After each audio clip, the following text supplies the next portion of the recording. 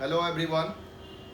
आज हम लोग ट्रिगोनोमेट्रिकल टर्म्स में देख रहे हैं। ठीक है, मतलब ट्रिगोनोमेट्री हम स्टार्ट कर रहे हैं। सो ट्रिगोनोमेट्री में देखो, तुम्हें जो चैप्टर्स पढ़ना है वो है तुम्हारा ट्रिगोनोमेट्रिकल रेशियो एंड आइडेंटिटी, फिर इक्वेशंस है, और फिर उसमें एसओटी आता है, मतलब solution of triangle, properties and solution of triangle करके।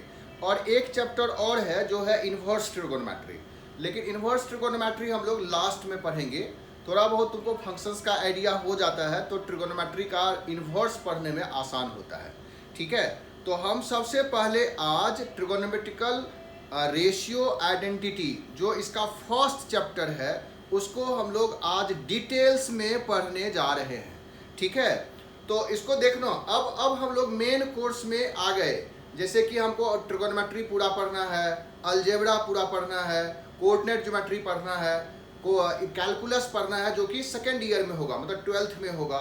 मतलब 11th में तुमको जो 3 बुक्स पढ़ना है, जैसे ट्रिगोनोमेट्री हो गया, अलजेब्रा एंड ये कोऑर्डिनेट ज्योमेट्री। सो ट्रिगोनोमेट्री हम लोग स्टार्ट कर रहे हैं। ठीक है, और इसको हम पूरे डिटेल्स में, अब ये बेसिक टर्म्स नहीं पढ़ रहे हैं, बेसिक वाला मैथ्स जो है वो खत्म हो चुका है। सो अब तुमको ध्यान से सारे टर्म्स को देखना है और बहुत सारा क्वेश्चंस तुमको बनाना है। ऑल्दो जब ट्रिगोनोमेट्री का बात होता है तो थोड़ा सा हम एडवांस जो ये जेई का है क्वेश्चंस, उसमें थोड़ा सा तुमको डिटेल्स में बता दें कि ट्रिगोनोमेट्री का जो क्वेश्चंस है ना वो थोड़ा कम पूछता है। ठीक है, जैसे कि कैलकुलस से ज़्यादा पूछता है, अलजेब्रा है, कोऑर्डिनेट ज्योमेट्री है, उस रेशियो में ट्रिगोनोमेट्री से थोड़ा कम क्वेश्चंस आता है। बट ट्रिगोनोमेट्री को तुम अवॉइड नहीं कर सकते हो। ऐसा नहीं कहोगे कि ट्रिगोनोमेट्री हमको पढ़ना ही नहीं है। ट्रिगोनोमेट्री से क्या होता है कि आगे जो भी चैप्टर्स पढ़ोगे ना, जैसे कैलकुलस है तो उसमें बहुत सारा टर्म्स आएगा। मतलब कैलकुलस में ट्रिगोनोमेट्री का बहुत सारा फार्मूलाज, बहुत कॉन्सेप्ट्स, ये सब यूज होता है, इसलिए इसको भी तुमको पढ़ना है और इतना ही इम्पोर्टेंस रखता है ये चैप्टर्स भी।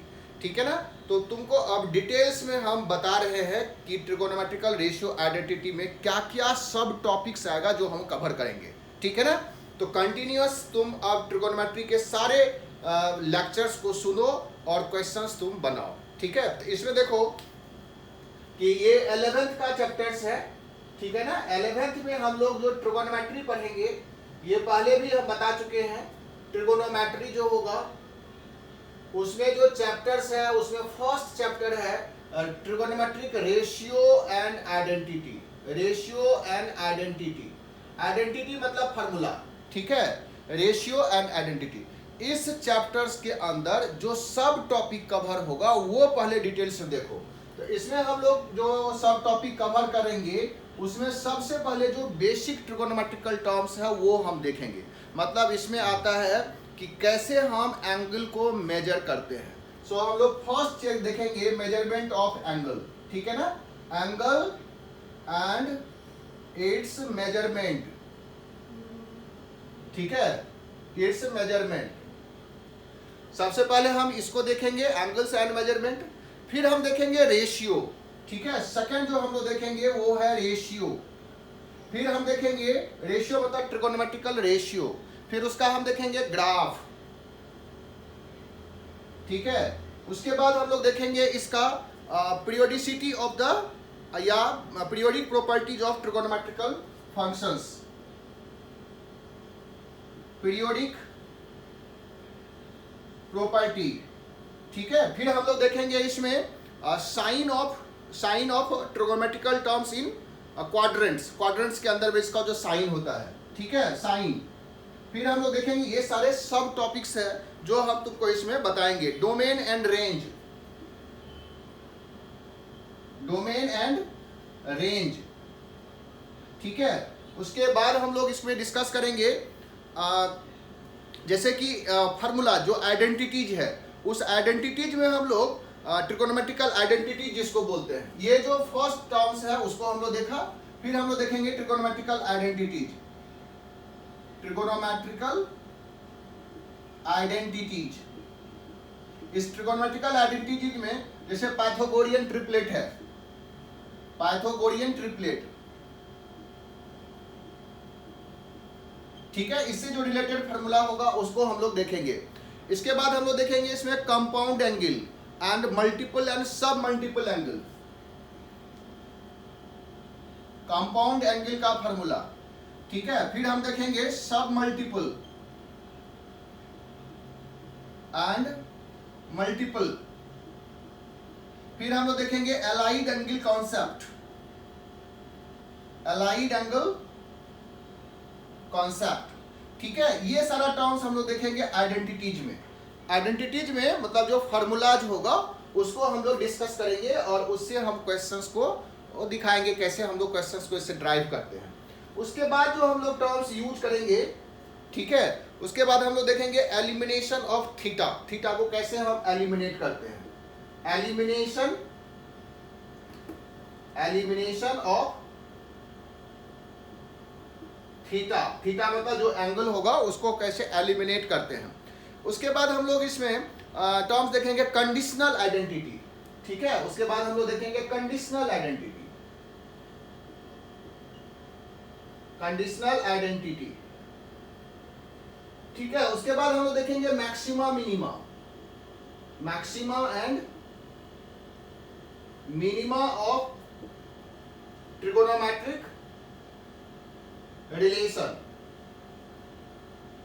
ठीक है। ये सारा टर्म्स हम लोग इसमें देखेंगे। मैक्सिमा मिनिमा के बाद फिर सीरीज का क्वेश्चंस भी आता है इसमें। सीरीज मतलब जैसे साइन या कॉस में एंगल्स जो है वो तुम्हारा एपी में रहेगा तो उसका सीरीज कैसे कैलकुलेट करते हैं, या प्रोडक्ट के टर्म्स में कॉस का रहता है तो उसका सीरीज हम कैसे निकालते हैं, ठीक है। तो ये सारा टर्म्स है जो बहुत ही इंपॉर्टेंट है किसी भी मैथ्स के किताब में, मैथ्स पढ़ने के लिए, ठीक है। तो मतलब कैलकुलस पर हो, अलजेब्रा पर हो, ट्रिगोनोमेट्री पर हो, हर जगह इसका जरूरत पड़ेगा। और ये जो फार्मूलाज है ना वो समझो कि हर जगह यूज भी होता है, ठीक है ना। तो तुमको बिल्कुल यूज टू होना है सारे टर्म्स के साथ और बहुत ही कंसेप्चुअल ढंग से इसको पढ़ना है। और तुम देखो कि कैसे हम इसमें बता रहे हैं, तुमको बहुत आसानी से याद भी हो जाएगा और बहुत ही अच्छे ढंग से तुम क्वेश्चंस भी कर पाओगे इसमें, ठीक है। मेरा मतलब हम जो इसमें बताएंगे, जो ट्रिक्स बताएंगे, जो फार्मूलाज तुमको बताएंगे, वो सारा बहुत ही इंपॉर्टेंट है और बहुत अच्छे ढंग से तुमको समझा रहे हैं और उसको देखो और सीखो, ठीक है। सो हम लोग अब इसमें एक एक करके सारे टर्म्स को एक्सप्लेन कर रहे हैं, ठीक है ना।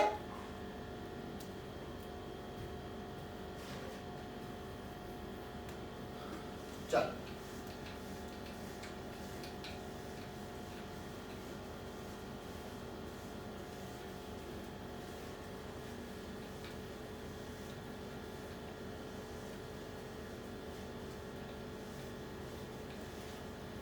तो सबसे पहले जैसा हम तुमको बताए कि हम लोग बेसिक इसमें पहले मेजरमेंट ऑफ एंगल देख रहे हैं, एंगल एंड इट्स मेजरमेंट, ठीक है। तुम देखो कि एंगल किसको बोलते हैं। सबसे पहला टर्म्स आता है कि ये एंगल क्या है। तो एंगल है कि अगर हम किसी रे को, मान लो कि ये एक रे है, ठीक है, और इस रे को हम रोटेट करते हैं अबाउट ए फिक्स पॉइंट, मान लो कि ओ जो है वो फिक्स पॉइंट है और ये ओ ए मान लो कि रे है।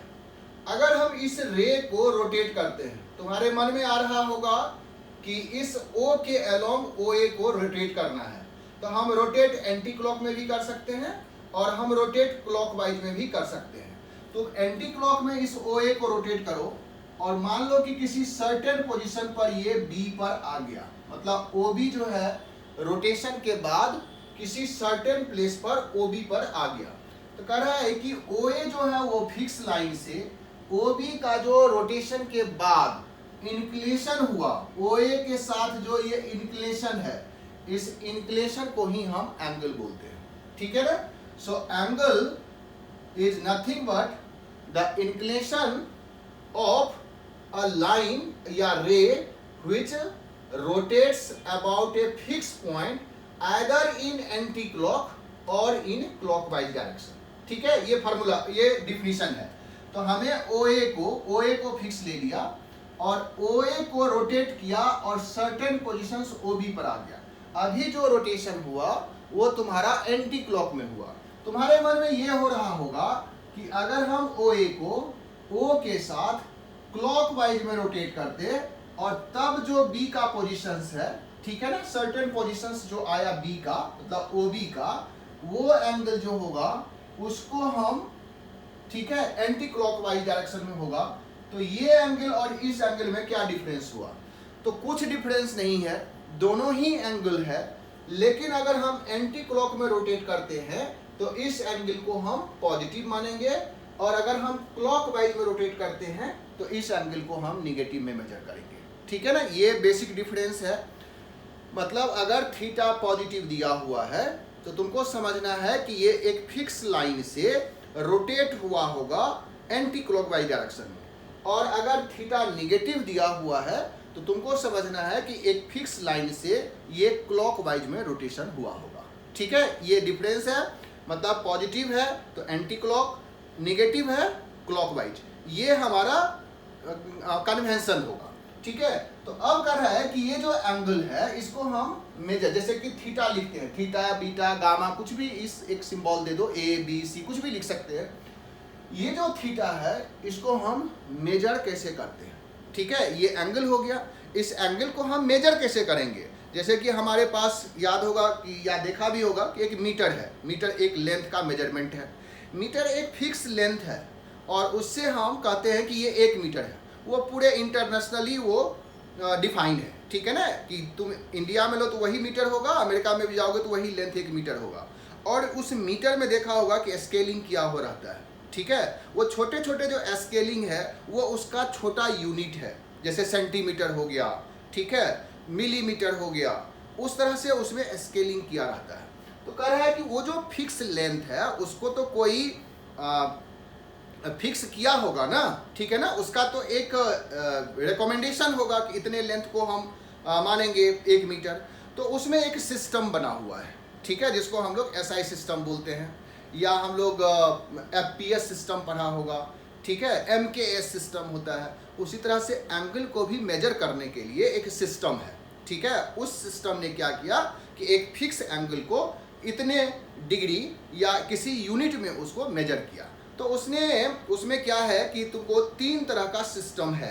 एक को हम बोलेंगे सेक्साडेसिमल सिस्टम, एक को हम बोलेंगे सेंटेसिमल सिस्टम, और तीसरा जो है वो है सर्कुलर सिस्टम। इस तरह का 3 सिस्टम बना हुआ है। तीनों के जो एंगल्स का मेजरमेंट का यूनिट है वो अलग अलग है, बट तीनों आपस में इंटरलिंक्ड है। तो हम लोग उसको डिस्कस कर रहे हैं कि कैसे इस एंगल को मेजर करते हैं। ठीक है, तो ध्यान से देखो, इसमें कह रहा है कि अगर कोई लाइन, मान लो कि अब हम लोग इस प्लेन को 4 पार्ट्स में डिवाइड कर रहे हैं। ध्यान से देखते जाना, ये 4 पार्ट्स में हमने डिवाइड किया।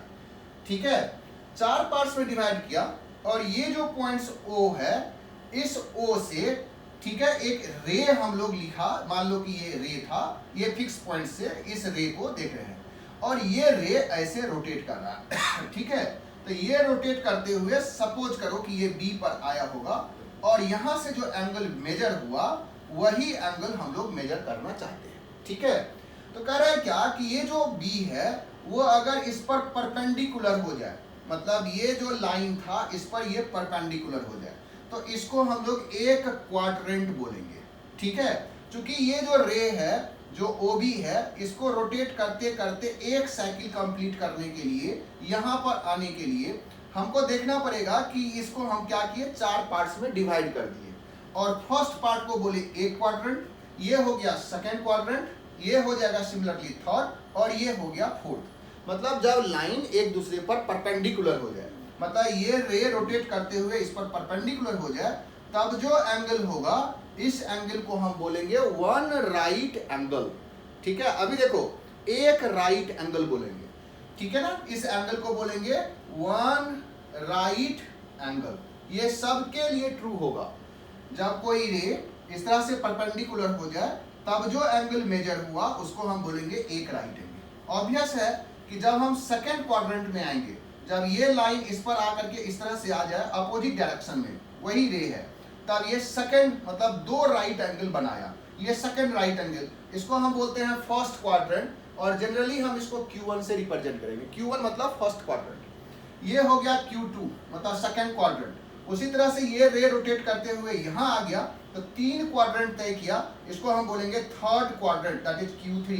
और सिमिलरली जब ये रे इस तरह से रोटेट करते हुए फिर से सेम लाइन पर पहुंच गया तो ये हो गया फोर्थ क्वाड्रेंट में और इसको बोलेंगे Q4। ठीक है, देख लो ओबी जो है ये एंटी क्लॉक में इस तरह से रोटेट किया और एक साइकिल कंप्लीट किया। कितना क्वाड्रेंट तय किया? 4।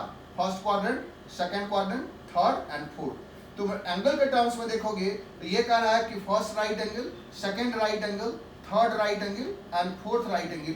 After fourth right angle the line जो था OA वो सेम पोजीशन पर आ गया। सिमिलरली तुमको देखेगा कि अगर ये हम एंटी क्लॉक में रोटेट करते तो क्या ये डिफरेंस आता?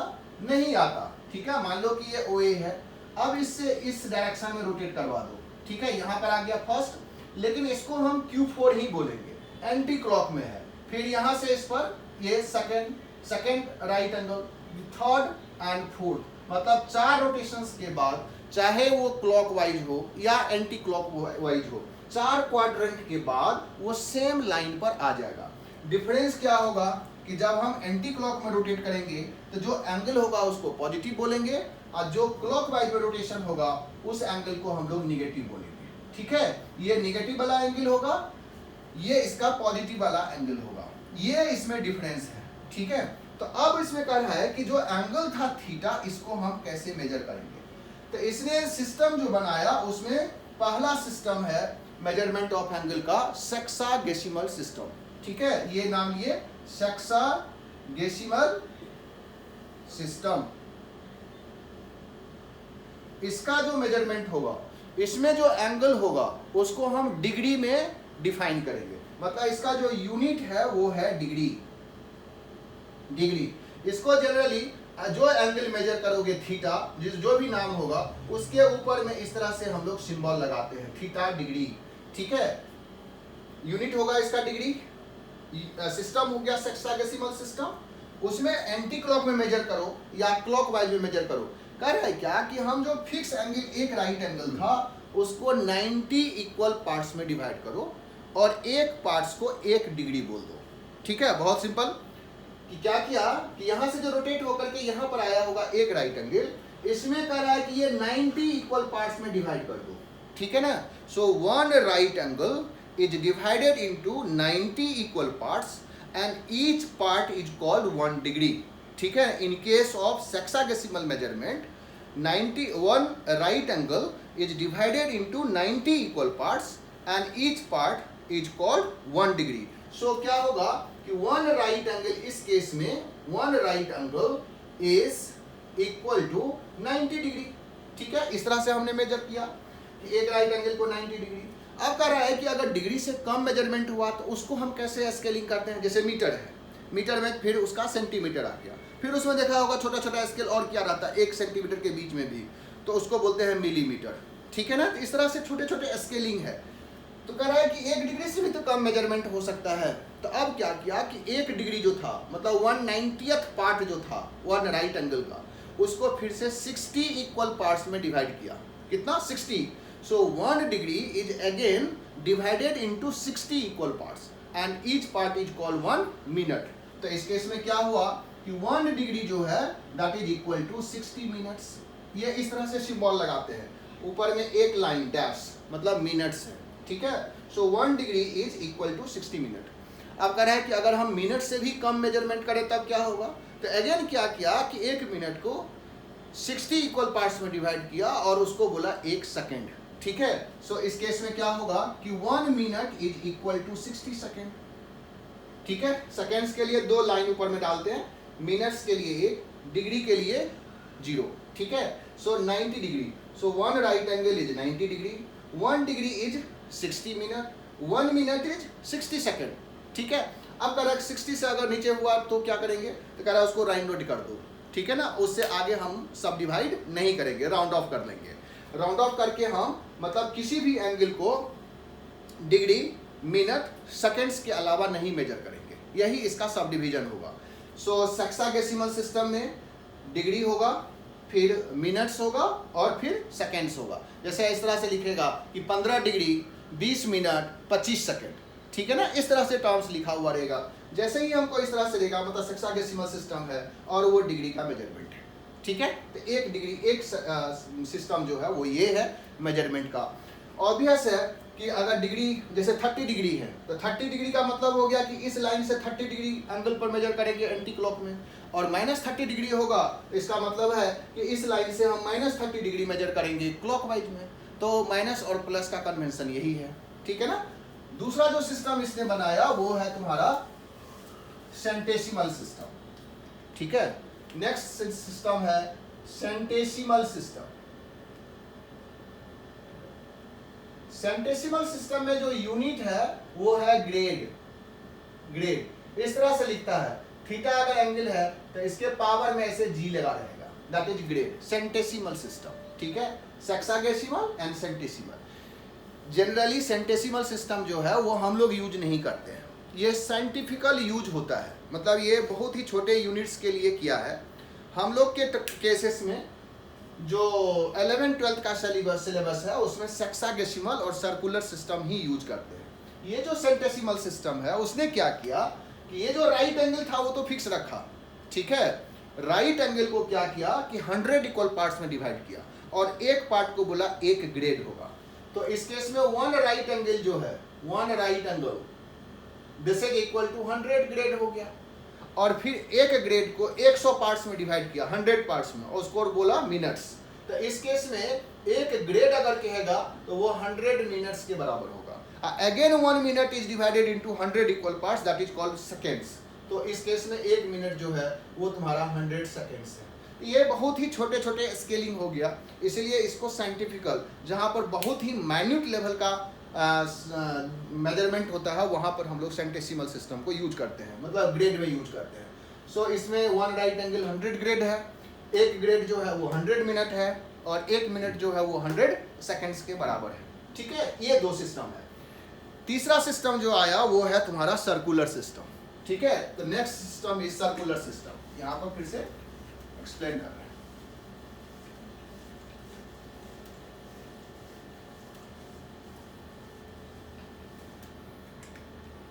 ठीक है, सर्कुलर सिस्टम। सर्कुलर सिस्टम का जो यूनिट है इसका रेडियन, ठीक है। इसको जनरली थीटा की पावर ऐसे सी लिखा रहता है, ठीक है, ऐसे लिखता है, थीटा की पावर में सी, थीटा के ऊपर में जी, थीटा के ऊपर में 0। तो ये हो गया डिग्री, ये हो गया ग्रेड, ये हो गया रेडियन, ठीक है। जो भी थीटा होगा उसके ऊपर में सी लिखा रहेगा। जनरली नहीं भी अगर लिखता है सी, तो देखो डिग्री वाले में डिग्री लिखा रहेगा, ग्रेड वाले में ग्रेड लिखा रहेगा। अगर नहीं लिखा हुआ है तो उसको हम लोग रेडियन मान लेते हैं, और जनरली हम लोग ज्यादातर रेडियन में ही यूज करते हैं, ठीक है। तो सर्कुलर सिस्टम में क्या कर रहा है, सो देखो कह रहा है कि अगर हम लोग किसी लाइन को रोटेट कर रहे थे, मान लो कि इस लाइन को हमने रोटेट किया, तो ये रोटेट करते हुए इस तरह से यहाँ से रोटेशन शुरू हुआ था, वो ऐसे रोटेट किया, रोटेट करते करते ये तो एक सर्कुलर रूप ले लिया ना, नहीं, जो रे का टिप था, जो ये पॉइंट्स था, एंड पॉइंट्स था रे का, मान लो कि ये ए था, ये बी का पोजीशंस है, तो ये ओ ए को अगर तुम देखो, ओ को फिक्स करके ये रोटेट कर रहा था, कर रहा आफ्टर 1 कंप्लीट रोटेशन, जब वो सेम पॉइंट्स पर पहुंच गया तो दिस फॉर्म्स ए सर्कल, ठीक है ना। ये सर्किल हुआ, कितना रोटेशन किया, 4 क्वाड्रेंट जब तय किया, मतलब 4 राइट एंगल जब मूव किया, तो ये तो सेम पोजीशन ओ ए पर आ गया। तो कह रहा है कि इसको इस पोजीशन से यहां तक आने के लिए 4 राइट एंगल तो मूव किया ना, नहीं, 4 राइट एंगल मूव किया। तो कह रहा है कि इसका जो ओ ए है, इसको अगर हम रेडियस मान लें इस सर्किल का, ठीक है, इस सर्किल का रेडियस ही है, ओ भी वही है। तो कह रहा है कि ये जो आर्क लेंथ है, ये जो ए बी आर्क लेंथ है, ये अगर रेडियस के बराबर हो जाए, नहीं, ये आर्क लेंथ रेडियस के बराबर हो जाए, तब जो एंगल सेंटर पर मेजर होगा, तब जो एंगल सेंटर पर मेजर होगा उसको हम लोग 1 रेडियन बोलेंगे, ठीक है। The angle made by arc whose length is equal to radius, angle made by arc which is equal to its radius forms a angle at center that is called 1 radian। Definition समझ में आ गया होगा, ठीक है ना। Angle made by arc equal to its radius, ठीक है, at their centre is called 1 radian, ठीक है। तो ये अगर ए बी जो है उसका लेंथ अगर रेडियस के बराबर है तो यहाँ पर जो एंगल फॉर्म होगा वो 1 रेडियन होगा, और ये टोटल जो एंगल बना रहा है वो फिक्स है। ये जो टोटल सर्कुलर आर्क है जिसको सरकमफ्रेंस बोल रहे हैं वो तो एंगल फिक्स बना रहा है, एक सर्कुलर का कितना, चार राइट एंगल के बराबर बना रहा है। तो हमें तो ये पता है ना कि इसका मतलब कि कोई भी arc length divided by radius जो एंगल है वो फिक्स है। मतलब उसको अगर हम थीटा बोलेंगे तो बोल सकते हो दिस इज आर्क लेंथ, ठीक है। जो आर्क लेंथ होगा जनरली इसको हम L से दिखाएं, डिवाइडेड बाय इट्स रेडियस, ठीक है। सो थीटा बराबर L बाय आर, ये फॉर्मूला भी पढ़ा होगा। थीटा जो फॉर्म होगा वो L बाय आर के रेशियो के बराबर ही होगा, ठीक है ना। अगर ये थीटा 4 राइट एंगल है तो L हो गया कितना 2 पाई आर, और ये एंगल कितना हो गया 2 पाई। सो कह रहा है कि L और R बराबर हो जाएगा तो ये थीटा 1 के बराबर हो जाएगा। नहीं, L अगर R के बराबर हो गया तो थीटा 1 हो गया, उसी को हम 1 रेडियन बोलते हैं। और इसको आर्क लेंथ निकालना होगा तो इसी फार्मूला से हम निकाल लेंगे थीटा इंटू आर से। ध्यान रखना कि ये फार्मूला यूज करने के लिए ये जो थीटा है ना वो रेडियन में ही होना चाहिए, डिग्री में नहीं, ये रेडियन में होना चाहिए। ये रिलेशन है थीटा बराबर L बाय आर। तो अब तुम देखो कि इस रेडियन को हम राइट एंगल के टर्म्स में कैसे रिलेट करें। तो तुम्हें पता है कि ये ओ ए जब ओ बी इस पॉइंट्स पर आया होगा तो ये एक क्वाड्रेंट हो गया, और ये हमें पता है कि एक राइट एंगल बना रहा है। और ये जो क्वाड्रेंट का लेंथ है आर्क लेंथ, ये टोटल आर्क लेंथ का कितना होगा 1/4 होगा, क्योंकि ये तो इक्वल है सारा राइट एंगल 4 राइट एंगल। तो टोटल आर्क लेंथ कितना है 2 पाई आर, ये हमें पता है, ठीक है। सो ये जो ए मान लो कि ए सी है, ए सी जो आर्क लेंथ हुआ वो कितना हुआ, वो हो गया 1/4 ऑफ द टोटल आर्क। और एंगल कितना बना रहा है एक राइट एंगल, तो ये रेशियो तो कर बराबर है ना थीटा। तो देखो तो angle of arc length divided by arc length ले लो AC डिवाइडेड बाय एंगल कितना हुआ 1 राइट एंगल। ध्यान से देख लेना 1 right angle, this is equal होगा। अगर हम कोई भी आर्क लेंथ लेते हैं AB, आर्क लेते हैं AB डिवाइडेड बाय जो एंगल बन रहा है थीटा, ठीक है। अगर थीटा बना रहे तो इसमें कह रहा है कि आर्क लेंथ अगर AC लेते हो तो ये तो 2 पाई आर है, 2 पाई आर बाय 4 है।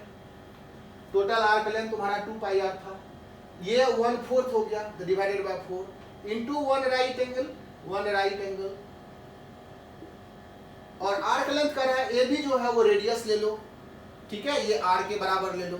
तो थीटा कितना हो जाएगा 1 रेडियन।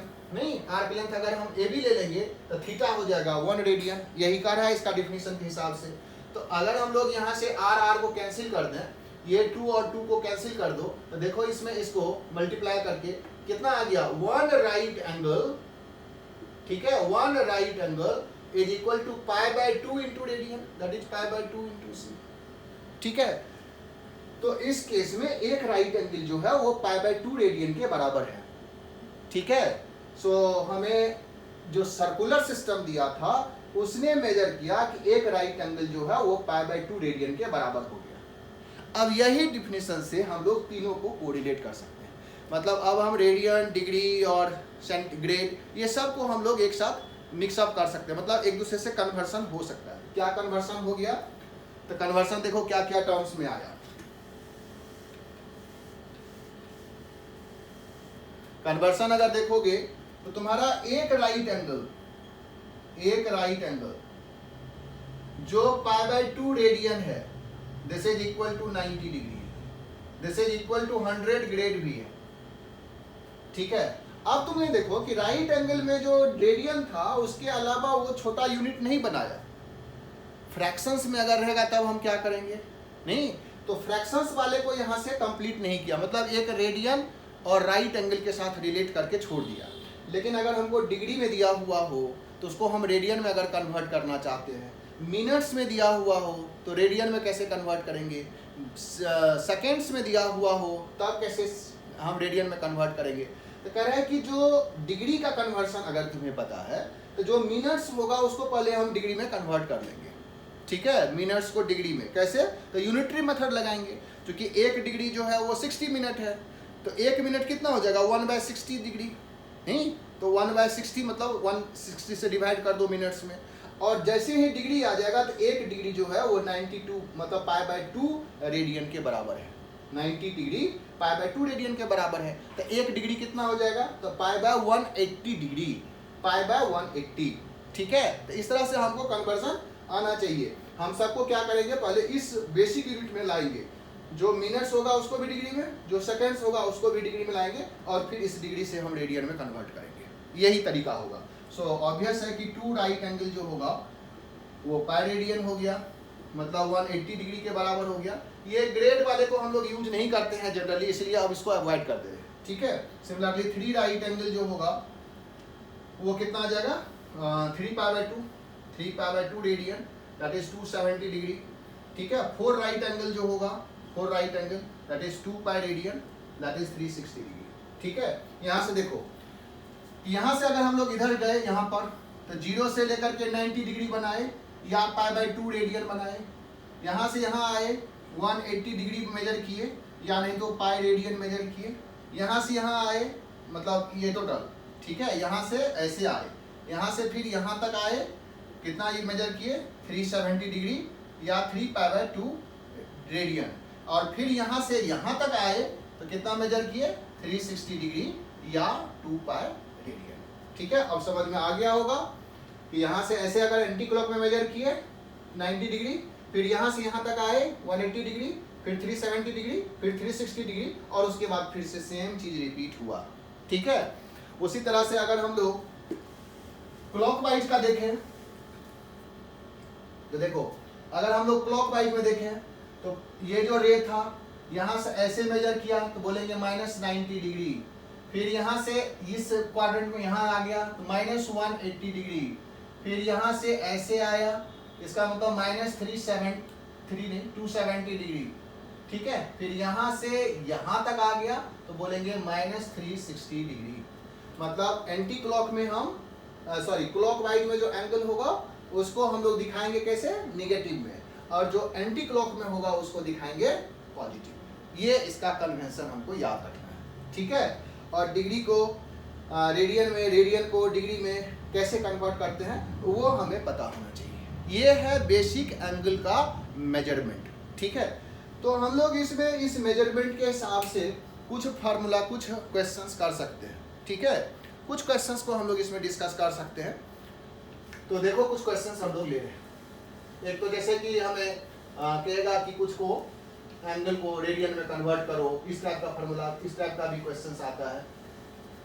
आई थिंक सबसे अच्छे से समझ गया होगा, कोई दिक्कत नहीं होना चाहिए इसको समझने में।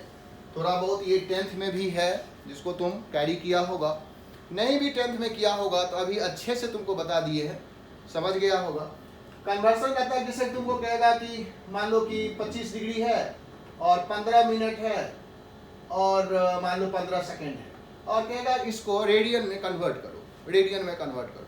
तो तुमको रेडियन तो डिग्री के साथ कन्वर्सन है, π/2 रेडियन जो है वो 90 डिग्री है। ये मिनट्स और सेकेंड्स को क्या करेंगे, तो देखो सबको हम क्या करेंगे, पहले डिग्री में कन्वर्ट करेंगे। जैसे 25 डिग्री तो रहने दो, ये जो 15 मिनट है ना इसमें 60 से डिवाइड कर दो, अब ये कन्वर्ट हो गया डिग्री में, ठीक है।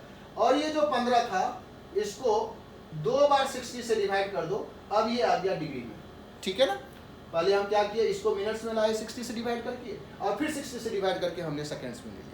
अब इसको जब ऐड करोगे ना तो ये फ्रैक्शंस में एडिशन हो जाएगा और ये टोटल डिग्री में कन्वर्ट हो गया, ठीक है। सो ये 25 डिग्री प्लस ये कैंसिल कर दो 1/4 मतलब 0.25, 1/4 हाँ 0.25 डिग्री, प्लस यहाँ से कितना आ गया 1/240, इसको डिवाइड करके जो भी डिग्री आ रहा है उसको कन्वर्ट कर लेंगे।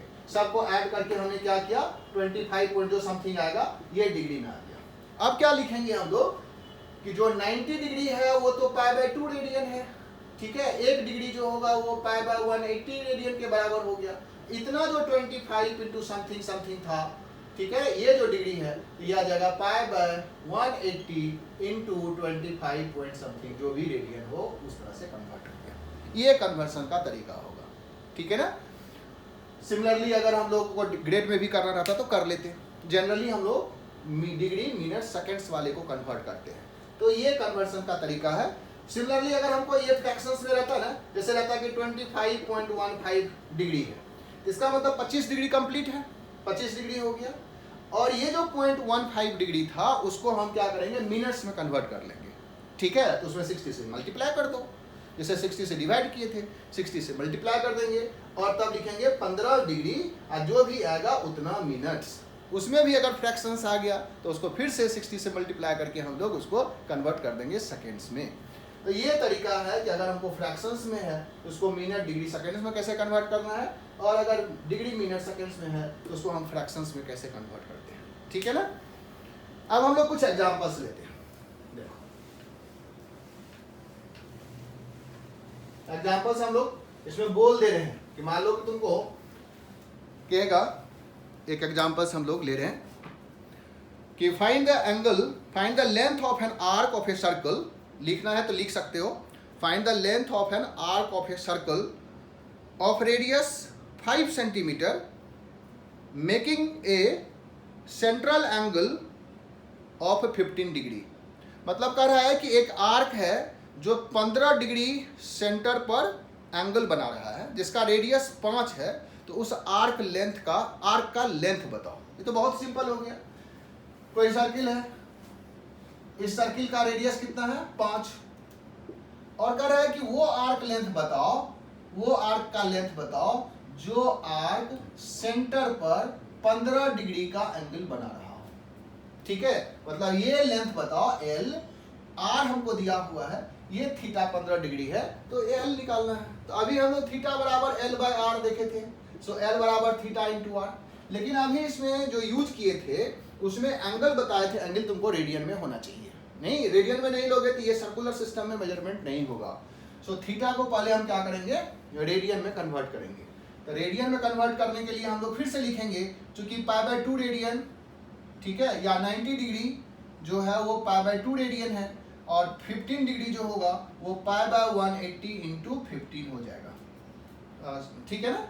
और इतना ये रेडियन हो गया, सो L कितना हो जाएगा, R 5 है, और ये आ गया 5 पाई बाय 180 इंटू 15, ये इससे कैंसिल हो जाएगा, ये 5 इंटू पाई बाय 12, ये इंटू, ठीक है। यहाँ पर पाई का जो वैल्यू है ना वो 3.14 लेना है, या कहीं कहीं 22/7 भी ले लेता है, ठीक है। ऑल्दो ये जो पाई है वो इरेशनल नंबर है, pi is an irrational number, लेकिन 3.14 हम लोग ले लेते हैं कि डेसिमल के 2 डिजिट, इस इरेशनल का भी वैल्यू यही आता है, इसके अलावा भी वैल्यू आता है, बट उसमें हम उस सारे टर्म्स को उसके बाद जो डिजिट्स है उसको हटा देते हैं। 3.14 तक ये वैल्यू सेम है, इसीलिए पाई को 3.14 लेकर के कैलकुलेट करो, या नहीं तो 22/7 लेके कैलकुलेट करो, ठीक है। ऑल्दो ये इरेशनल नंबर है but pi is an irrational number, ठीक है। ये भी कभी कभी आता है कि पाई तो इरेशनल है, 22/7 इरेशनल है, तो वही दोनों बराबर नहीं है, दोनों अलग अलग है, बट डेसिमल के 2 डिजिट्स तक सेम वैल्यू आता है, इसीलिए हम लोग कैलकुलेशंस में ये टर्म्स ले लेते हैं। हम लोग साइंटिफिक कैलकुलेशन तो कर नहीं रहे हैं, हम लोग 11-12 के हिसाब से कर रहे हैं, तो उसमें हम ये वैल्यू लेकर के करेंगे, ठीक है। तो ये हम लोग सारा देख लिए, इसमें और भी क्वेश्चंस करो, छोटा छोटा क्वेश्चन सब आता है। एक जैसे कि आता है कि तुम्हें कोई ट्रायंगल है, उसका एंगल जो है वो AP में है, और इस तरह से कोई क्वेश्चंस ले सकते हो। एंगल AP में है तो AP के एंगल को याद होगा कि A - D A और A + D ले सकते हो, ठीक है। अगर ट्रायंगल है तो ट्रायंगल में बेसिक जो प्रॉपर्टी है कि ये जो एंगल होगा, ये जो एंगल होगा, ये जो एंगल होगा, इसका जो सम है वो पाई के बराबर है, तीनों एंगल। अगर इस एंगल को A लिख दो, इस एंगल को B लिख दो, और इस एंगल को C लिख दो, तो A + B + C जो है वो पाई है। और सिमिलरली अगर कोई पॉलीगन है, चाहे ट्रायंगल हो या कोई भी पॉलीगन ले लो, पेंटागन ले लो, so polygon of n side का जो टोटल एंगल का सम है, टोटल या sum of angle of regular polygon of n side is n minus 2 into pi, ठीक है ना। इस तरह से तुम लिख सकते हो n माइनस 2 इंटू पाई। जैसे n का वैल्यू अगर 3 होगा मतलब ट्रायंगल होगा तो 3 माइनस 1 इंटू पाई, पाई बनाएगा, दोनों तीनों का सम जो होगा वो पाई होगा। जैसे अगर हम लोग स्क्वायर बोलते हैं तो स्क्वायर में 4 साइड्स है तो 4 माइनस 2 दैट इज 2 इंटू पाई, सबका सम जो होगा वो 2 पाई के बराबर होगा, कोई भी क्वाड्रिलेटरल चाहे वो रेगुलर है, ठीक है। पेंटागन है तो पेंटागन में n का वैल्यू 5 माइनस 2 3 पाई के बराबर होगा, पेंटागन के इंटरनल एंगल का सम जो है, ठीक है। हेक्सागन होगा तो 6 minus 2 that is 4 into pi, hexagon के इंटरनल एंगल का सम 4 पाई हो जाएगा। तो इस तरह से तुम अगर सम ऑफ रेगुलर पॉलीगन आता है तो n माइनस 2 इंटू पाई बोलते हैं, या ट्रायंगल है तो इस तरह से। तो जनरली आता है कि ट्रायंगल का जो एंगल्स है अगर वो AP में है तो AP में है तो एक एंगल को तुम A माइनस D ले लो, एक को A ले लो और एक को A प्लस D ले लो। तीनों का सम अगर हमको पाई पता है तो D और D कैंसिल हो जाएगा, 3A आ गया। एक रिलेशंस हमको इससे ऑलवेज आ जाएगा, दूसरा रिलेशंस जो है वो हम दिया हुआ होगा उससे हम A और D निकाल लेंगे और इस तरह से हम एंगल्स कैलकुलेट कर सकते हैं। ये इस तरह का क्वेश्चंस आता है इसमें, ठीक है, जो मेजरमेंट ऑफ एंगल्स था। तो अभी हम लोग मेजरमेंट ऑफ एंगल्स देखे, अगला जो लेक्चर्स देखेंगे उसमें हम लोग रेशियोज देखेंगे, ठीक है ना। तो इसको बनाओ तुम क्वेश्चंस को, फर्स्ट चैप्टर तुम्हारा यही होगा मेजरमेंट ऑफ एंगल वाला, उसको तुम बनाओ, जो 10-5 क्वेश्चंस होगा उसको कंप्लीट करके फिर नेक्स्ट जो लेक्चर्स है उसको तुम सुनो, ठीक है। ओके, अच्छा लगा तो कमेंट्स जरूर करना, शेयर भी करो इस चैनल को, ठीक है, ताकि दूसरे को भी फायदा हो। इतना डिटेल्स में कहीं नहीं पढ़ाता है लोग, जितना हम वीडियो लेक्चर्स देखे हैं ऑनलाइन में वो सब ऊपर तुमको सुपरफिशियल तुमको ढंग से पढ़ाया है। उससे तुम चाहोगे कि IIT JEE क्रैक हो जाए तो थोड़ा सा मुश्किल है, ठीक है, उसमें काफ़ी मेहनत करना पड़ेगा। हम जो तुमको बता रहे हैं ये बहुत ही डिटेल्स में बताने जा रहे हैं, एक एक चीज़ को डिफाइन करेंगे, सारे फार्मूलाज देखेंगे और सारे क्वेश्चंस जितने भी अच्छे क्वेश्चंस हैं उसको हम डिस्कस करेंगे, ठीक है। सो तुम इस चैनल को दूसरे को भी प्रमोट करो, शेयर करो उस चीज़ को, ठीक है, ताकि लोगों को फायदा हो। हमको इससे कोई गेन नहीं हो रहा है बट हम चाहते हैं कि दूसरों को इससे फायदा हो, ठीक है। Take care, okay bye. दूसरा लेक्चर्स हम तुरंत इसका दे रहे हैं, ठीक है।